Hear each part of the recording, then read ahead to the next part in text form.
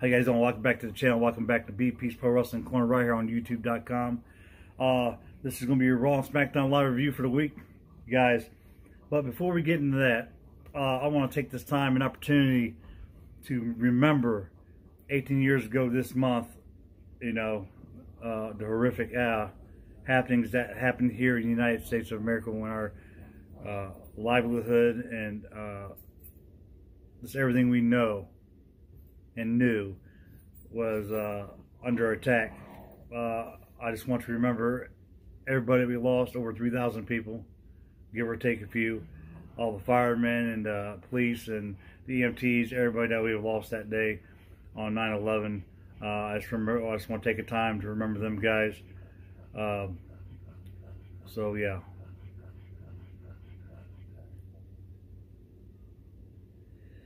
All right, you guys. Now back to why you guys are here. September 9th, Monday Night Raw review, coming right out of Madison Square Garden in New York City, you guys. Austin's back to moderate. You know, the contract signed between Braun Strowman and Seth Rollins, Universal Champion. Here we go. We're going to start off. Austin comes out, man. The crowd goes nuts.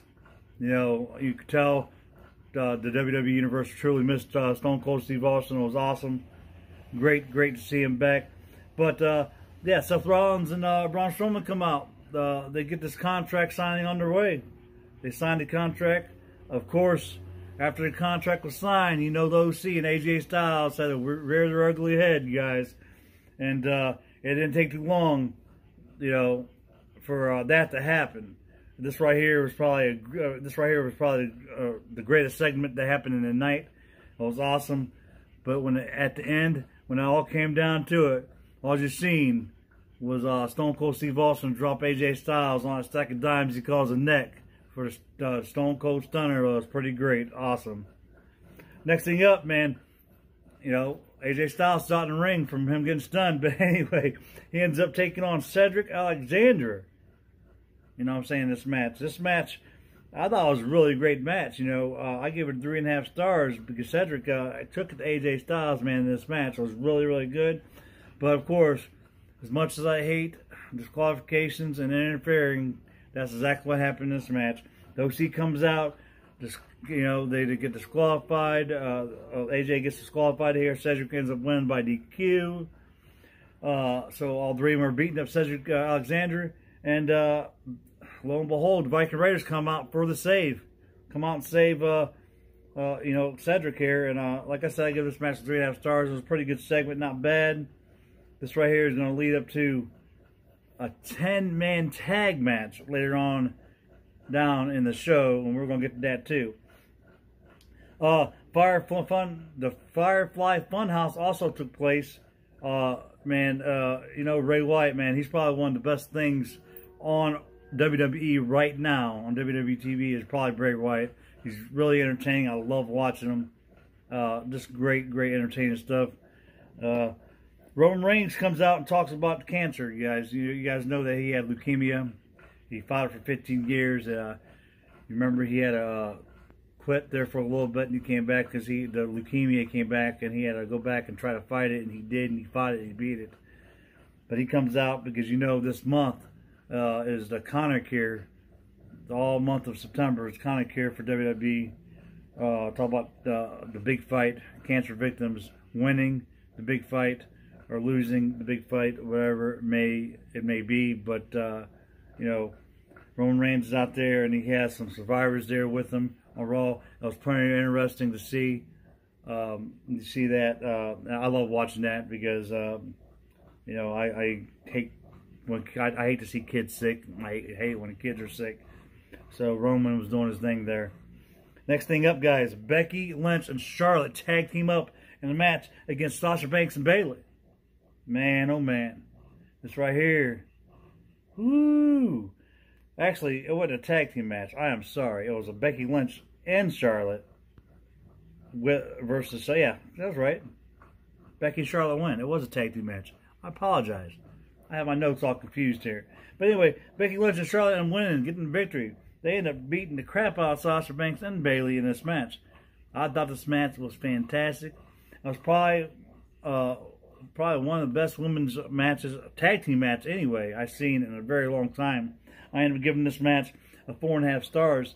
I thought it was pretty fantastic. It was great, man. You guys want to see a really good tag team ladies match, whether you like women's wrestling or not, or I'm sorry, I'm going to fix my camera here, or not. It was a fantastic match. You guys, I think you guys will like it.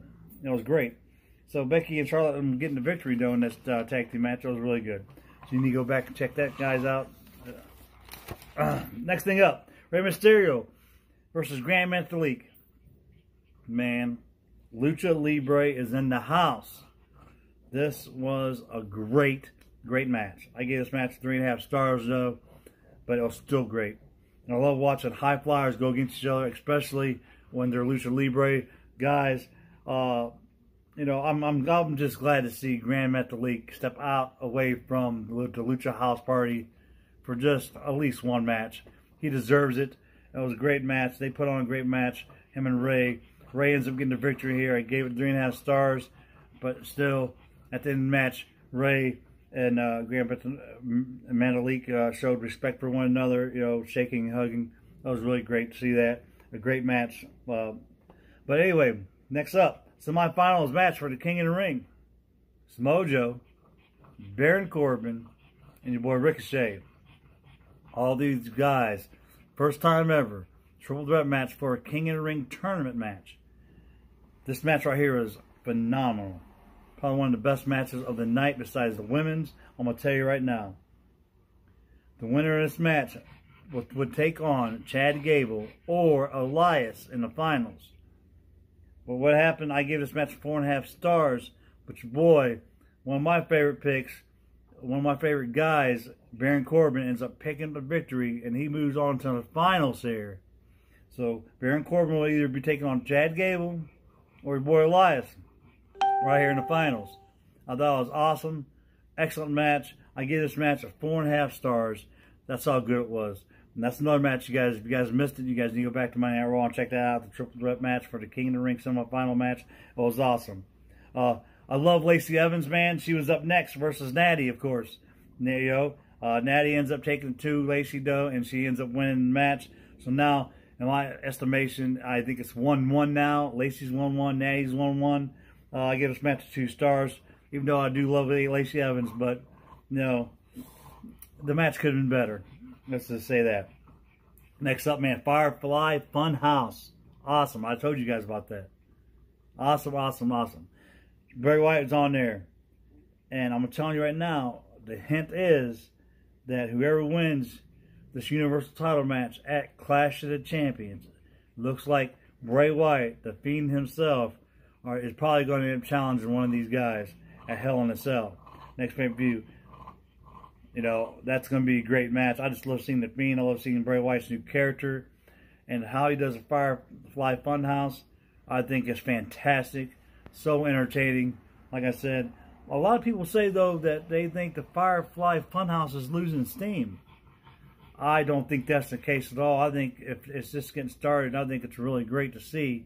You know, it's very, very entertaining. And kudos to Bray Wyatt on this new character and, you know, developing.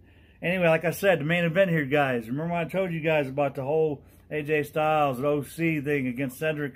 And, you know, the Viking Warriors came out to try to save them. What happens is they made a 10-man tag team match for your main event. Here we go. Rollins, Braun Strowman, Cedric, the Viking Raiders, all 5 of those guys takes on AJ Styles and OC, Ziggler and Rude in a 10-man tag team title. Not tag team title, but tag team match. That would be pretty awesome if they had like a 10-man tag team title. If you remember back in the day when they had a 6-man championship back in WCW days when Dusty Rhodes and the Road Warriors would be the champions. They would like take on the Horsemen or whatever. That just reminds me of that. But anyway, this match, I gave it a 4 stars. It was good. It wasn't as good as it should have been, but it was still good. At the end, of course, the winners were Viking Raiders, Cedric, Rollins, Braun Strowman. You know, it was awesome, awesome match. At the end, Stone Cold Steve Austin comes out and celebrates with the winners here. Bear Bash. You know, everybody in New York got to see Stone Cold Steve Austin. It was pretty exciting to see him back. after a long, long time. Actually, after 20 years of him even being in Madison Square Garden, he said himself, 20 years was the last time Stone Cold had stepped foot in the Madison Square Garden to fight. And he said, you know, he's glad he's back. But, yeah, that was your Monday Night Raw review, guys. We're going to get down to the SmackDown live review now for September 10th. Undertaker starts out SmackDown Live, you guys. Great to see the Undertaker back here on SmackDown. You know, he was out there, same thing, out there, like Austin did the night before, talking about his memories of Madison Square Garden. Talk about he don't know how much longer he's got to even come home, calling Madison Square Garden his home, because a lot of people has made their names at Madison Square Garden, and of course Austin and Undertaker was one of them, or one of them. But anyway, Sami Zayn comes out there and interrupts the Undertaker. You guys, I don't know what the heck Sami Zayn was thinking, but nonetheless, it was a very entertaining segment. But Undertaker ends up choke slamming Sami Zayn. Bam, done and over with. As simple as that. First matchup for SmackDown Live, The Miz versus Andrade. I'm going to say this. Shinsuke Nakamura was out there at the commentary table watching this match the whole time. I had a feeling I knew what was going to happen. But, you know, it happened. The Miz versus Andrade. The Miz ends up getting the victory off Andrade. And, of course, Shinsuke attacks The Miz. Because, you know, they got an upcoming Intercontinental title match at Clash of Champions. So Shinsuke wanted to make himself known to The Miz, and that's how he did. He attacked him. I gave that match only 2 stars. Because I don't like the whole, I don't know. I'm not a big DQ fan. If you guys know me and seen my past videos, I've talked about it. But nonetheless, it's going to be pretty entertaining to see if The Miz can end up wrestling away the Intercontinental Championship for the 8th or 9th time in his career against Shinsuke. So it's going to be pretty cool to see. Next up, Mandy Rose versus Nikki Cross, one half of the Women's Tag Team Champions. I love Nikki, Nikki Cross and Alexa Bliss. So I don't know. It's going to be pretty interesting to see if they can keep these tag team titles. But I also love Mandy Rose, man. Sonya Deville, Fire and Desire. But in this singles match, I gave it 2 stars, and Nikki Cross ends up getting a victory over Mandy Rose. Yeah, that happened. Next up, Heavy Machinery. That was a squash match against some guy named Johnny Silver and another guy named Alex Keaton. Of course, Heavy Machinery wins. I give this match a 1 star because, like I said, it was a squash match. I'm not too big in the disqualifications, and I'm not too big in, like squash matches, but I'm glad that the superstars get to show their talents against jobbers, so to speak. But still, I gave this match a 1 star. It could have been better, but of course, Heavy Machinery just dominated these boys, took them out. Eric Rowan comes out to talk about his match against Roman Reigns coming up at Clash of Champions. And if you guys don't know, now you do know, they made this match a no disqualification match for Clash of Champions. But he comes out and starts running his mouth. Roman Reigns comes out, and they get into a big brawl right there on SmackDown, and people had to come out and break them up. I'm talking about security guards and people backstage, trainers and all that. But they tried to pull these guys apart. It was a pretty horrific brawl. They got into it real big time. It was a pretty good segment. I thought to set themselves up for Clash of Champions. That's going to be good. Next up, Bayley versus Ember Moon. Charlotte Flair was out there. She was at commentating table. Again, I'm not too big of a fan for this, but I understand why they did it. Charlotte is going to be going against Bayley for the SmackDown Women's Championship at Clash of Champions. I give this match only a 2 stars. Bayley ends up getting a victory here off of Ember Moon. But at the end of the match, though, I was surprised Charlotte and Bayley did not fight. Charlotte got in the middle of the ring, and they went face to face to talk about their meeting. And Bayley ends up leaving the ring. She don't want no piece of Charlotte. So that's what happened there. Next up, man, Kofi Kingston comes out, you guys. And he wanted to relive history of what happened 10 years ago at the same place, Madison Square Garden, when he put Randy Orton through a table. You know, that was crazy. And you know what? The same thing happened again tonight. Randy Orton comes out, starts running his mouth to Kofi Kingston. Kofi Kingston puts his belt down in the ring. He goes out of the ring, goes to where Randy Orton is. They get in a big brawl. They're fighting out. Kofi Kingston ends up putting Randy Orton on a table again and jumping again from the railing onto the table. You know, remembrance of what happened 10 years ago. Same thing happened. You know, it was a pretty cool segment. But I'm telling you what, man, I don't think SmackDown Live was all that great this week. But, you know, of course, they are setting things up for a Clash of Champions. It could have been a better show, you know. But, you know, it just happened like that. I don't know. It was just weird. Next match up, your main event. Now, semi-final match for the King of the Ring tournament. Chad Gable versus Shane McMahon. You heard me right. It was Shane McMahon. You remember it was supposed to be Elias, but Elias has a broken ankle. He can't compete. He taken out of the you know, King of the Ring tournament. So Shane McMahon took upon himself to put himself in this match against Chad Gable.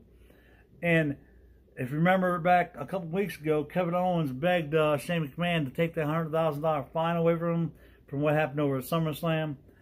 Shane McMahon said he would take it under advisement. What happened here in this match, Shane McMahon made Kevin Owens the special guest referee in this match. So what happens here is, I'm going to tell you the truth, Gable ends up pinning Shane McMahon, rolls him up. And he ends up getting a victory.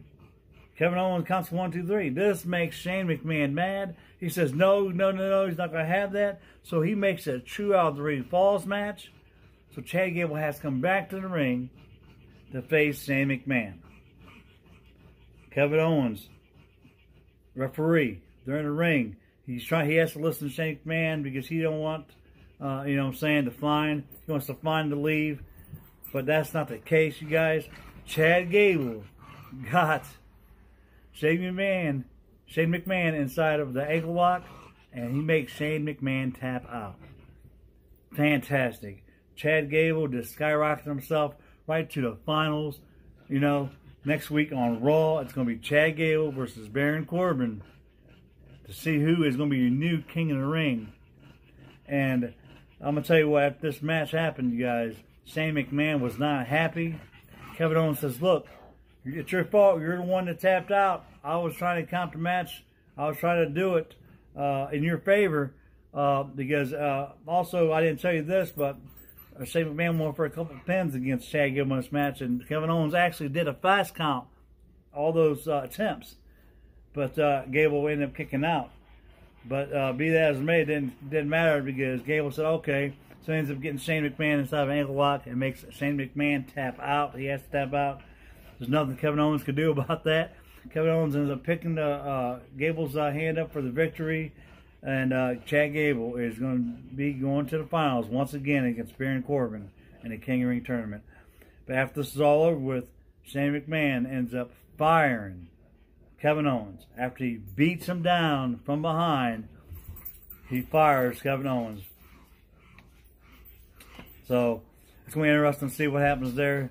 You know, I'm sure that's not going to stick. Something's going to happen between Kevin Owens and Shane McMahon. Speaking of that, you do know Hell in a Cell is coming back.